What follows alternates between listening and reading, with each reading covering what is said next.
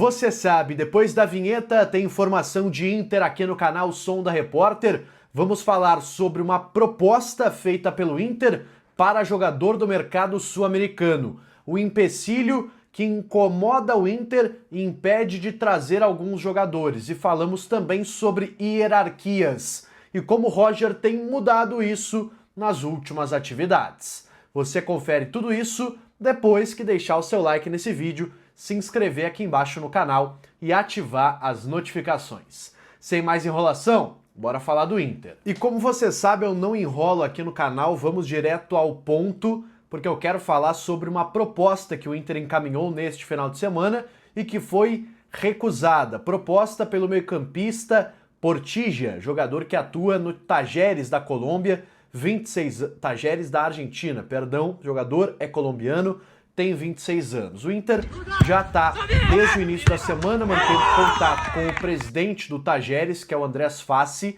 e ele vazou a alguns colegas e conseguiu a confirmação também desta informação de que o Inter apresentou uma proposta de 3 milhões de dólares pela contratação deste jogador.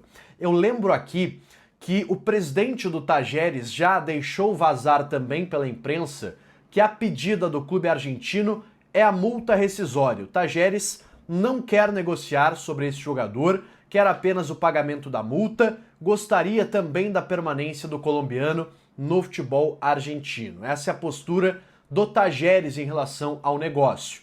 O Inter oferece exatamente metade, 50% do valor da multa para o clube argentino que negou esta possibilidade. E eu reforço aqui uma informação que também já trouxe aqui no canal, dando conta que o Tajeres não quer, obviamente como a gente já trouxe, liberar o jogador por menos da cláusula de rescisão. E é muito difícil, repito, que o Inter chegue próximo desses valores. O Inter está já no seu limite de investimento, já fez proposta aí na casa dos 4 milhões de dólares pelo Alan Rodrigues, que é jogador do Argentino Júnior, capitão, que é outro volante que está na pauta. O Inter gostaria dos dois aqui no Beira-Rio, um para ser um camisa 8, outro para ser uma espécie de camisa 5. Mas tem uma outra questão que acaba também entrando nesta conta. Hoje o Inter tem 9 estrangeiros no seu elenco. São eles Rocher,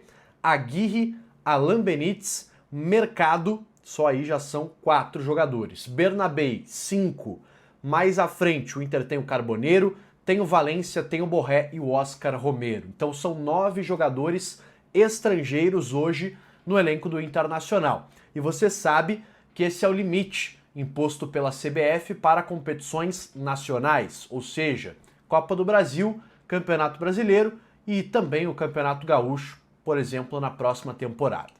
Então o Inter já está no seu limite de jogadores estrangeiros, a não ser que tenha a saída de um jogador, o que não é provável nesse momento, o Inter vai ter que ou contratar a maioria de jogadores brasileiros ou ter algum tipo de problema e restrição em relação a isso.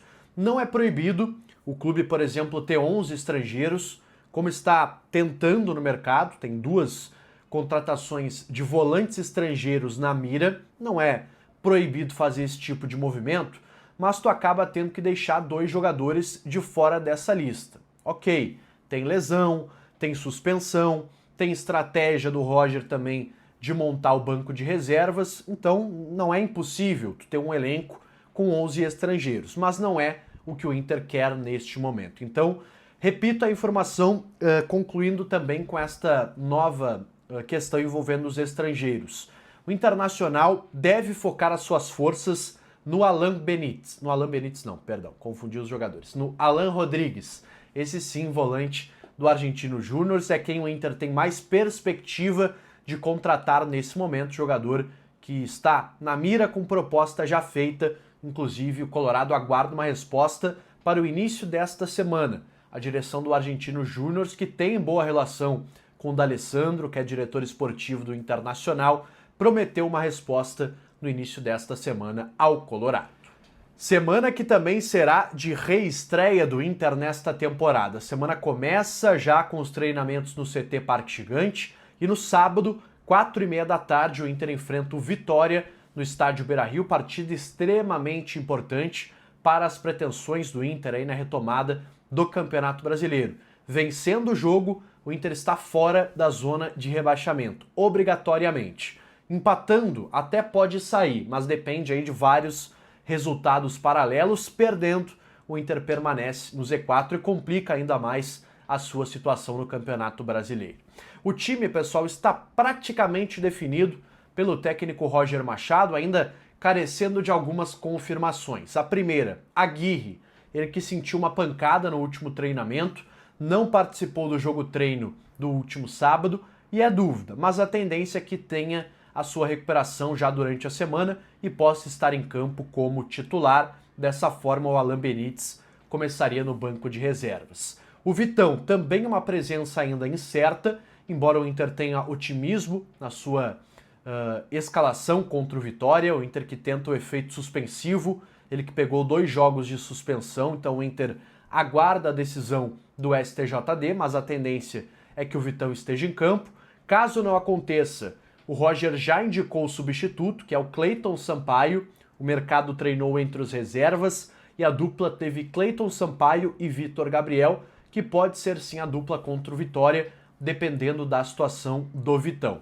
O Ramon deve ser titular na vaga do Bernabei, que ainda não está totalmente liberado pelo departamento médico. Isso pode e deve acontecer ao longo da semana, mas ainda é difícil cravar que ele joga contra o Vitória. O meio-campo está definido, Thiago Maia e Bruno Henrique, inclusive um bastidor. O Thiago Maia foi muito elogiado pela atuação no jogo treino contra o Brasil de Farroupilha.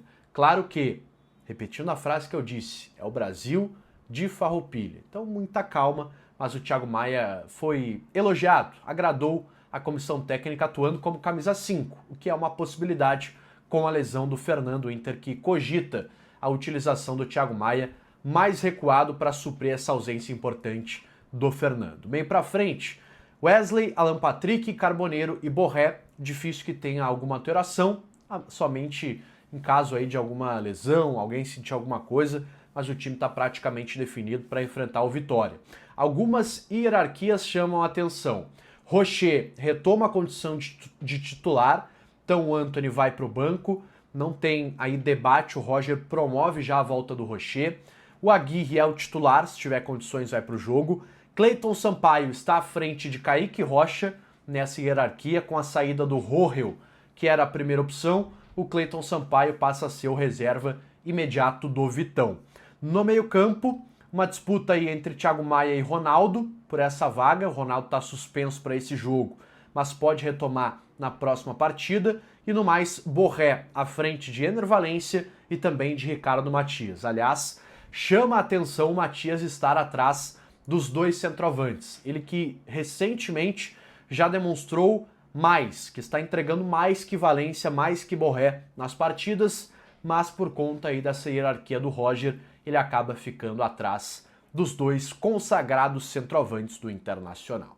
Tá certo, galera? Fim de semana sem tanta novidade assim, atualizei principalmente o mercado para vocês e essa movimentação do Inter em relação aos estrangeiros. Volto na segunda-feira amanhã com novidades, vai ter treino no CT, vai ter busca do Inter no mercado, lembrando que a janela ela abre já nesta semana, então devemos ter movimentações mais intensas aí do Internacional, tá certo?